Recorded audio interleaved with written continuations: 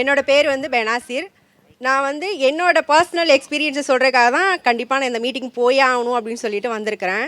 இங்கே எத்தனை பேருக்கு வந்துட்டு 90s நடந்த ஒரு கலவரம் அப்படின்றது தெரியுமான்னு தெரியல. அதில் எங்கள் கண்ணு முன்னாடியே எங்கள் ஏரியாவில் இருந்து அத்தனை குடிசை இருந்துச்சு. அப்போ ஃபஸ்ட் டைம் வந்து கலைஞர் பீரியட் வராங்க, எல்லாத்துக்கும் குடிசை மாற்று வாரியத்தில் வீடு கட்டி கொடுத்தாங்க. ஃபஸ்ட்டு என்னோட அனுபவம் நான் அனுபவித்தது. செகண்ட் வந்துட்டு வண்ண தொலைக்காட்சி. எத்தனை பேர் வந்துட்டு 90s பிறந்த எல்லாருக்குமே தெரியும், பக்கத்து வீட்லேயோ இல்லை வெளியிலையோ போய் பார்த்துருப்பாங்க. ஆனால் கலைஞர் பீரியட் வந்தோடனே வண்ண தொலைக்காட்சி கொடுத்தாங்க. அதுக்கடுத்து கேஸ் அடுப்பு. அது எதனால் கொடுத்தாங்க அப்படின்னா, நிறைய பெண்களுக்கு நம்ம பாட்டிங்கெல்லாம் பார்த்தீங்கன்னா கண்புரையில் வந்து நிறைய ஆப்ரேஷன்ஸ் பண்ணியிருப்பாங்க. ஆனால் அது எல்லாம் வரக்கூடாது அப்படின்றதுனால தான் உங்களுக்கு வந்து இலவச கேஸ் இணைப்பு கொடுத்தாங்க. அதுலேயும் நாங்கள் வந்து பயனடைஞ்சிருக்கோம். அதுக்கு அடுத்து பார்த்தீங்க அப்படின்னா ஃபஸ்ட்டு தலைமுறை. அதில் வந்து என் வீட்டில் என் தங்கச்சி எங்கள் அக்கா பையன் 2 பேருமே அதில் தான் வந்து படித்து பாஸ் ஆனாங்க. ஏன்னா எனக்கு வந்து அந்த வாய்ப்பு கிடைக்கல, நான் படிப்பை நிப்பாட்டுற மாதிரி ஆயிடுச்சு. ஏன்னா என் வீட்டில் வசதி கிடையாது. அதுக்கப்புறம் தான் நான் படிக்க ஆரம்பித்தேன்.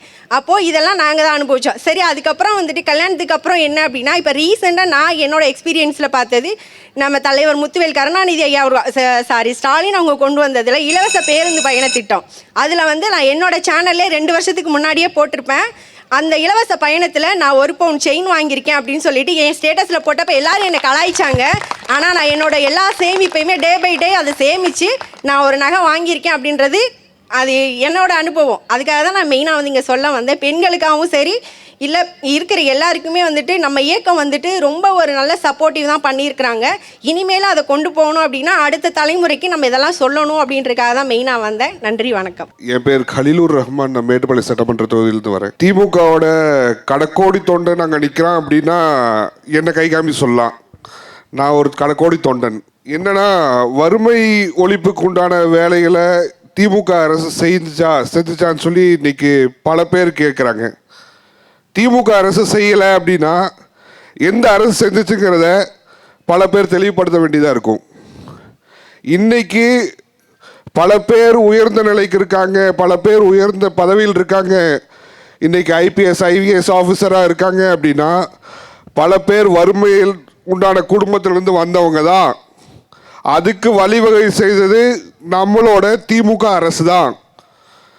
அதை தெளிவான முறையில் கொண்டு போய் சேர்க்கணுங்கிறது தான் எங்களுடைய இந்த ஜென்சி கூட்டத்துடைய விருப்பமே. அதற்கு முக்கிய உதாரணம், இன்னைக்கு IPS IAS ஆஃபீஸர்களை கொண்டு வர்றதுக்கு தலைவர் முத்துவேல் கருணாநிதி ஸ்டாலின் அவர்களுடைய ஆட்சியில் கொண்டு வரப்பட்ட அவங்களுக்கு உண்டான அந்த லைப்ரரிஸ் ஆகட்டும், அவங்களுக்கு உண்டான சப்போர்ட் ஆகட்டும், இன்னைக்கு நம்ம இருக்கிற கோயம்புத்தூரில் பெரியார் நூலகம் சொல்லி இவ்வளோ பெரிய ஒரு நூலகத்தை கொண்டு வந்து வச்சுருக்காங்க. அதை பார்த்து பிரமிக்கிற அளவுக்கு இன்னைக்கு தலை தூக்கி நிற்குது அந்த கட்டடம்.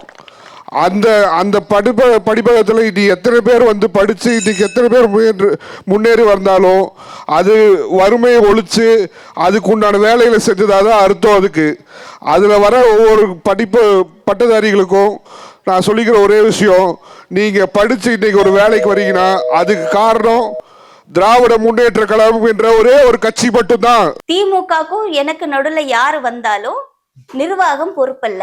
இது கிட்டத்தட்ட ஒரு 3rd கிரேட் ரவுடி பேசுற வார்த்தை. அப்போ இவங்களுக்கும் திமுகவுக்கும் நடுவுல வந்தது யாருன்னா கூட்டணிகள் தான் இருந்தாங்க. நாங்க வெளியே இருந்து ஆதரவு தெரிவிக்கிறோம். நேத்திக்கு அவர் அவமானப்படுத்தினது கூட்டணி கட்சி தான் அவமானப்படுத்திருக்காரு. IUML இருக்கட்டும், VCK இருக்கட்டும். நான் காங்கிரஸை பத்தி பேச நான் தயாராவே இல்லை. ஏன்னா காங்கிரஸை வந்து ரொம்ப பெரிய மதிப்பான ஒரு பார்வையில பார்த்தது. நான்லாம் வந்து எனக்குலாம் காங்கிரஸ் எல்லாம் அவ்வளவு பிடிக்கும். ஆனா இந்த எலெக்ஷன்ல அவங்க பண்ண